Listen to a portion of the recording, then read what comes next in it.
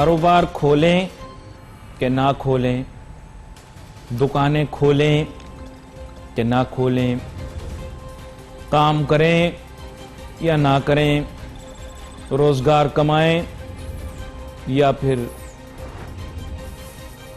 روزگار بھی نہ کمائیں، روٹی کھائیں یا پھر نہیں کھائیں، بڑی عجیب قسم کی کیفیت ہم پر طاری ہو گئی ہے۔ بات یہ ہے کہ لائیو اور لائیولی ہوڈ، اس دن ایک ہمارے مہمان تھے، وہ یہی کہہ رہے تھے، اس کے درمیان ایک تناؤ، ایک ٹکراؤ پیدا ہو گیا ہے۔ مسئلے کا حل اب کون ڈھونڈ کے بتلائے گا، یہ اب کیسے اس کو طے کریں؟ میں تو خود بڑا پریشان ہوتا ہوں کبھی کبھار، کیونکہ ہمارے ہاں جو میں نے اگلے دن وہ ٹی وی پر دیکھا، وہ 3-4 برگر پپو ایکٹر، اور وہ ہمارا جو کرکٹر ہے، کیا نام ہے اس کا، وسیم ٹامسن، اور وہ ایک اور لڑکا ہے، ہیلو میں تو گھر رہوں گا، ہیلو میں اپنی گارڈن میں گھوم رہا ہوں 15,000 گز کے۔ ارے بھائی جان، تم کس دنیا میں رہ رہے ہو؟ غریب آدمی کو روٹی میسر نہیں ہے، کھانے کو نہیں ہے، سفید پوش لوگ گھر میں چھپے بیٹھے ہیں، سودا نہیں ہے ان کے پاس۔ پڑھے لکھے تعلیم یافتہ لوگ میں نے دیکھے سڑکوں پہ خاموشی سے لوگوں سے سودا مانگ رہے ہیں۔ آپ کیا جوکیلے قسم کے لوگ ہو بھائی؟ آپ کیا وہ 15,000 گز کے گھر میں اپنے گھوم رہے فون لے کے، ہیلو میں اپنے گھر میں سیر کر رہا ہوں۔ ارے بھائی تم کیا گھوم رہے ہو؟ وسیم ٹامسن، اللہ تعالیٰ نے تمہیں بہت عزت دی ہے، تم بہت امیر کرکٹر بن گئے ہو یار، تم کیا گھر غریب آدمی کو بتاؤ یار، اس کا 20 گز کا گھر ہے، وہ کدھر گھومے گا؟ ادھر گھومے گا یہاں بچہ، ادھر گھومے گا وہاں بچہ، ادھر گھومے گا یہاں بچہ یہاں بیوی۔ میرے ساتھ بہت ہی عام مہمان شامل گفتگو ہیں، ہو سکتا ہے میرے جذبات کو سمجھ ہوں، اور میرے جذبات سے زیادہ غریب آدمی کے، دیہڑی دار کے جذبات کو سمجھ سکتے ہوں۔ جناب عتیق میر صاحب، چیئرمین آل کراچی تاجر اتحاد، سر ویلکم کرتا ہوں آپ کو شو میں۔ Thank you. عتیق صاحب، جب بھی آپ آتے ہیں تو میرے اندر پتہ نہیں کیوں ایک عجیب سا جوش ابال کھانا شروع کر دیتا ہے۔ تو میں آپ سے پوچھنا چاہتا ہوں سر، یہ جو ایک طبقہ ہمارے ملک کے اندر ہے، وہ کہتے ہیں بالکل صحیح بات کہہ رہے ہیں، بیماری پھیل رہی ہے، اسٹے ایٹ ہوم والی بات صحیح ہے، لیکن سر غریب آدمی کو کیسے سمجھاؤں گا، دیہڑی دار کو کیسے سمجھاؤں گا؟ اب تو یقین کرو، جو بچے کچرا چن کے اس میں سے کھانا کھاتے تھے، اب تو کچرا بھی نہیں آتا لوگوں کے گھروں سے۔ معذرت، برا نہ ماننا، سچ بول دیتا ہوں، منہ سے نکل جاتا ہے۔ جی ٹھیک ہے۔ دیکھیں بات یہ ہے کہ زیادہ فوکس کرتے ہیں لوگ، آپ نے بھی بات کی اور بھی لوگ، دیہڑی دار کے اوپر۔ شاید آپ کو یقین نہ آئے کہ ابھی یہ 1.25 مہینے کا لاک ڈاؤن ہے، تو ہمیں تو لگتا ہے کہ وہ جو مڈل ٹو لوور ہیں وہ بھی دیہڑی دار میں آ رہے ہیں۔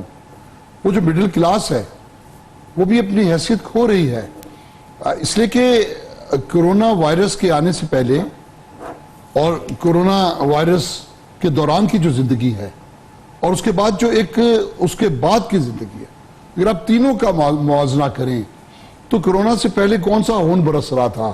بیڑا غرق کر دیا تھا کرونا سے انہوں نے۔ پہلے بھی تجارت کی حالت بہت ہی زیادہ مخدوش تھی۔ مالیاتی اعتبار سے میں دیکھتا تھا کہ تاجروں میں بہت زیادہ بدترین صورتحال تھی۔ اس پر پھر یہ مرے پہ 100 درے، شکستہ کمر پہ یہ ضرب شدید، یہ لاک ڈاؤن آ گیا۔ ٹھیک ہے، لاک ڈاؤن ایک ضرورت ہے، یہ مانتے ہیں کہ اس کا یہی ایک حل ہے، لیکن اگر آپ نے دنیا سے بہت ساری چیزیں سیکھتے ہیں تو لاک ڈاؤن کو بھی سیکھنا چاہیے تھا کہ اس کے کیا تقاضے ہیں۔ حکومت سندھ نے اچانک لاک ڈاؤن، اس طرح کوئی جانور نہیں بند کرتا، وہ جانور بھی بند کرنے سے پہلے تھا، گھر تک بات آ گئی تھی، جانور بھی بند کرنے سے پہلے اس کو 2 دن کا 4 دن کا اس کا کھانا اس کے پنجرے میں رکھ دیا جاتا ہے۔ نہیں لیکن معاملہ ایسا ہو گیا تھا، میڈیا میں تو نہیں کسی نے بتایا، نہ کسی اور نے بتایا، معاملہ گھر تک پہنچ گیا تھا سر، بہت سنجیدہ معاملہ ہو گیا تھا۔ پھر افواہ بھی ایک اڑا دی گئی تھی کہ یہ ڈی این اے ٹارگیٹڈ ہے، تو مخصوص طور پہ جن کا ڈی این اے یہاں سندھ کے اندر مخصوص علاقے سے بلانگ کرتا ہے ان کو ہوگا۔ ایسے لوگوں نے بہت ساری افواہیں اڑائی تھی، اس لیے آپ کو بتا رہا ہوں۔ دیکھیں، کورونا کے لیے کوئی دیوار نہیں، کوئی سرحد نہیں، سائنس کوئی تفریق نہیں، کوئی تخصیص نہیں، کوئی امتیاز نہیں. کورونا بادشاہ سے فقیر تک کسی کے گھر میں بھی داخل ہو سکتا ہے. تو میں یہ سمجھتا ہوں کہ ٹھیک ہے، اس پہ احتیاط لازم ہے. لیکن جو بات آپ نے اٹھائی، دیکھیں لاک ڈاؤن تو اب تک ہوا نہیں، تو کورونا سے بچنا بھی تو ہے، لاک ڈاؤن کو ختم بھی تو کرنا ہے. ختم کرنا ہے، جزوی طور پر کرنا ہے، آہستگی ہے، مکمل طور پر کرنا ہے. اس سوال کا جواب آپ سے لوں گا ایک چھوٹے سے بریک کے بعد. Let's take a short break.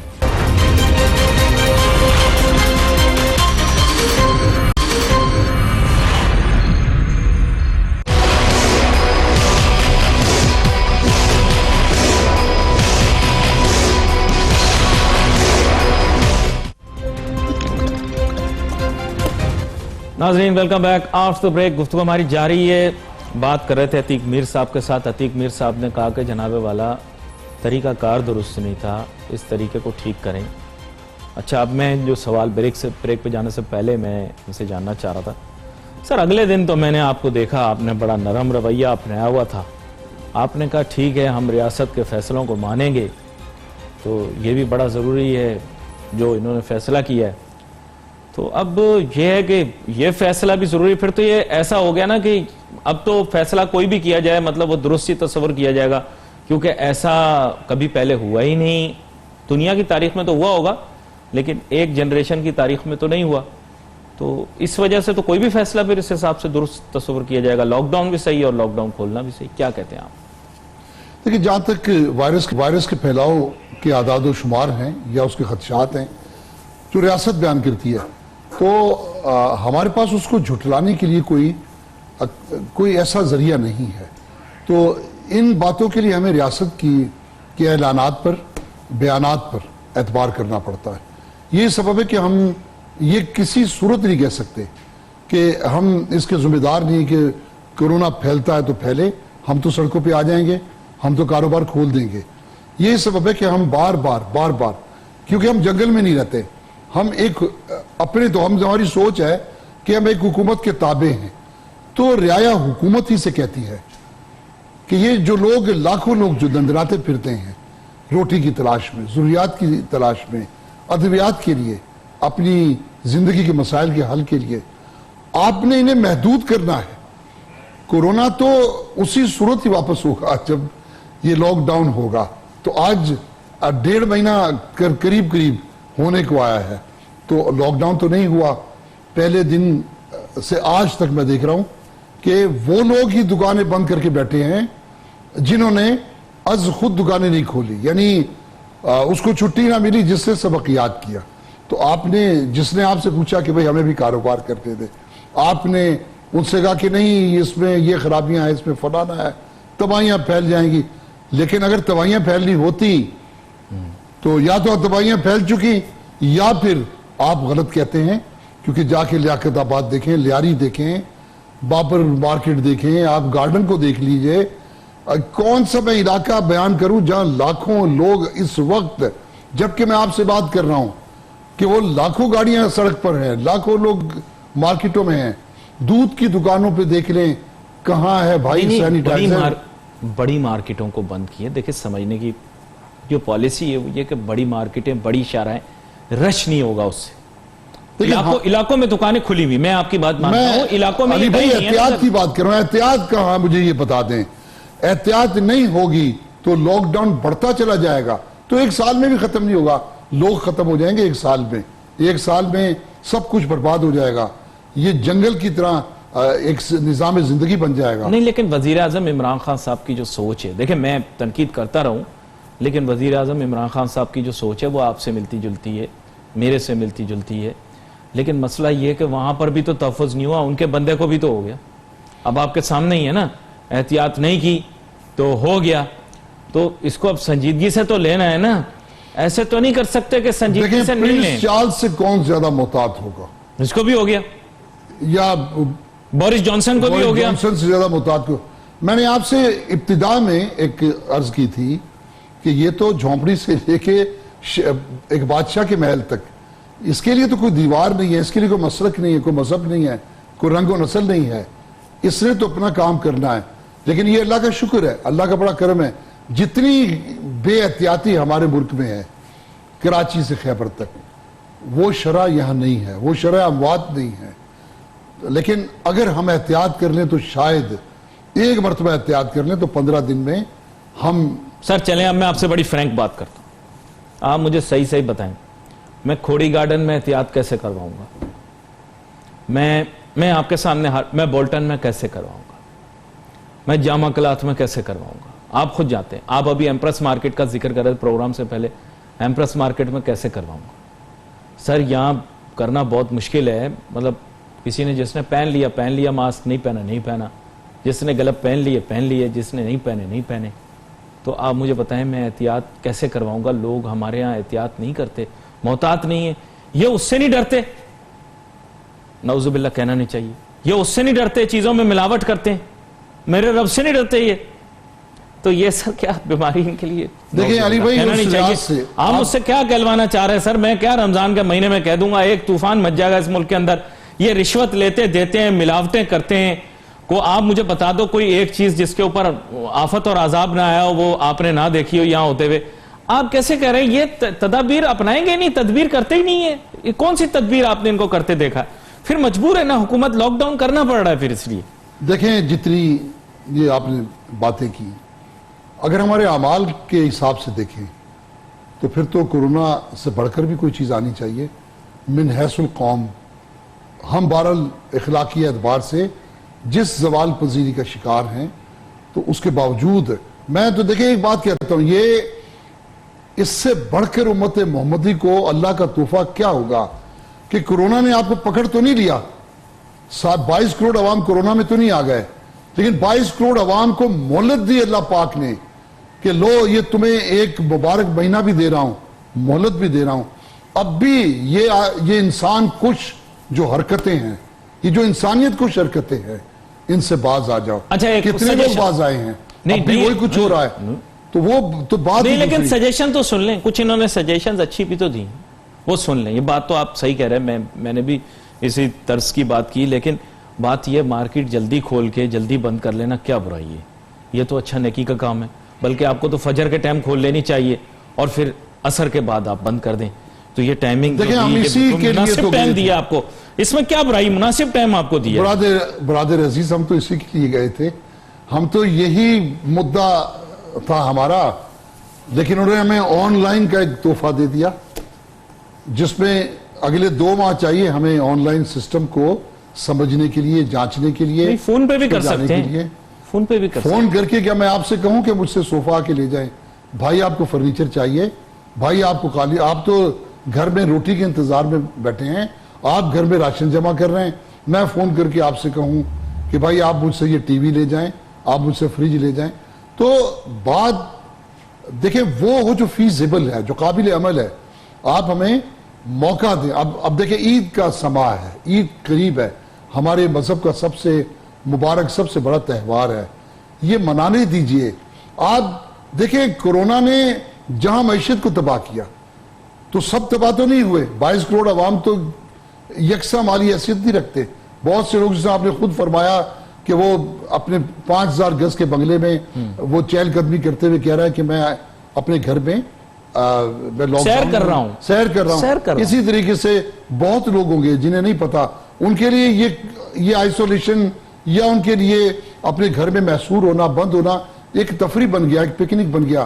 لیکن کتنے لوگ ہیں جو نفسیاتی ہو گئے, کتنے 22 کروڑ کو کورونا تو نہیں ہو گیا, لیکن 22 کروڑ عوام اعصابی تناؤ کا شکار ہو گئے. کیا امیر کیا غریب, سب کو یہ فکر ہے کہ آنے والے دن میں کیا ہوگا. اگر کسی کو فکر نہیں ہے تو صاحب عقل نہیں ہے. وہ کہتے ہیں نا کہ عقلاں ہون تے دکھ ہی دکھ نے, تے عقلاں نہ ہون تے بلے ہی بلے.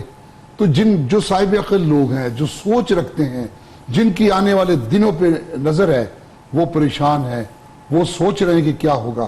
کورونا اس طرح آیا کہ اس نے ایک غریب ترین ملک سے لے کر ایک امیر ترین ریاست کو ہلا کے رکھ دیا. آپ کے سامنے ہے, اللہ پاک نے اپنی وحدانیت, اپنی حاکمیت, اپنی عظمت کو ثابت کر دیا, لیکن مسلمانوں نے اب تک اس سے سبق حاصل نہیں کیا. اب تک میں دیکھ رہا ہوں ہم اپنے معاشرے کو دیکھیں کسی کو بیشتر کو فکر نہیں ہے. بیشتر آج مسلوں پہ روتے ہیں رب العزت معاف کرتے, رب العزت ہمیں اس سے نجات دیتے. بیشتر اس سوچ کے ساتھ اٹھتے ہیں کہ آج کتنے لوگوں کو کاٹنا ہے, آج کس طریقے سے میں نے ذخیرہ اندوزی کرنی ہے, آج میں نے کس طریقے سے منافع کمانا ہے. یہ بڑی اہم بات آپ نے کی ہے, اس نظر ثانی کی جائے. میں آپ لوگوں سے ناظرین عرضی کر سکتا ہوں, سخت کہتا ہوں تو آپ ناراض ہو جاتے ہیں. ایک بریک لیتے ہیں, واپس آتے ہیں. ذخیرہ اندوزی چھوڑ دو, حرام منافع خوری چھوڑ دو, صحیح کام کرو, اچھے کام کرو. Let's take a short break.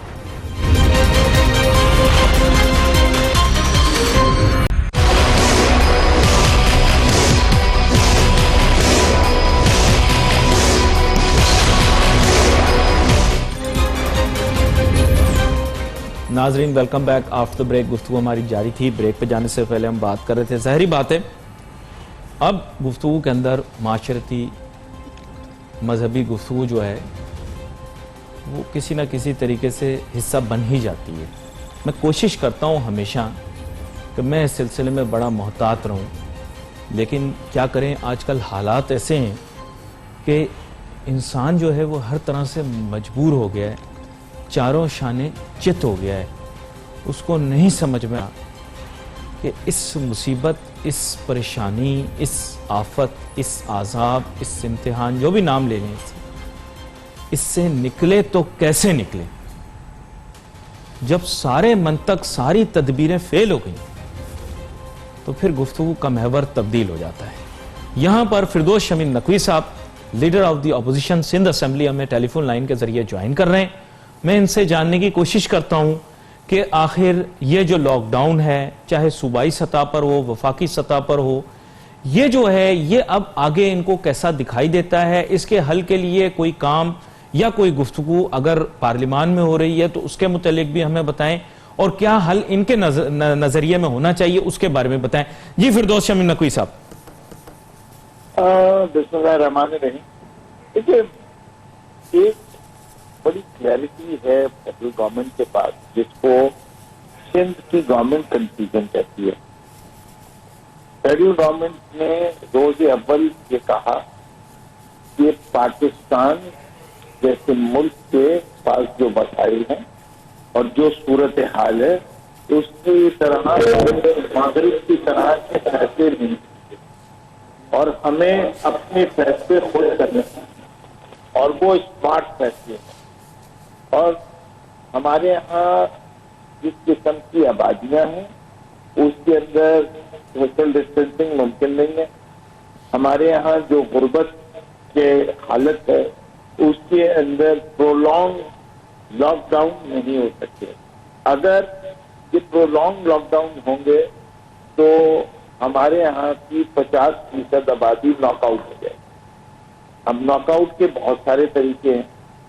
کل ایک شخص نے میرپور خاص میں, جس کے 6 بچے تھے, خودکشی کر لی, اس سے کہ مجھ سے برداشت نہیں ہو رہا تھا اپنے بھوکے بچوں کی آوازیں سنیں.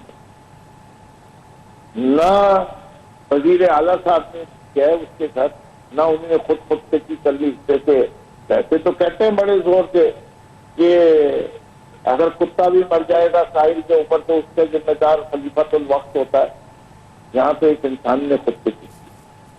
اب یہ مجبور کر رہے ہیں میرے چھوٹے تاجر کو, میرے روز کے مزدور کو, جس کو نظر آ رہا ہے کہ اگر کاروبار یوں بند رہا تو بہت سارے کاروبار, اب جب بہت سارے کاروبار بند ہو جائیں گے تو وہ نوکری پیشہ کہاں جائے گا. اس کا جواب کوئی نہیں دے. اس شہر کراچی کے اندر 2015 4 دن کے اندر دھوپ کی وجہ سے, ہیٹ اسٹروک کی وجہ سے 1500 لوگ مرے تھے. 1500 لوگ. اور اس حکومت نے اس کے اگلے سالوں میں کچھ نہیں کیا.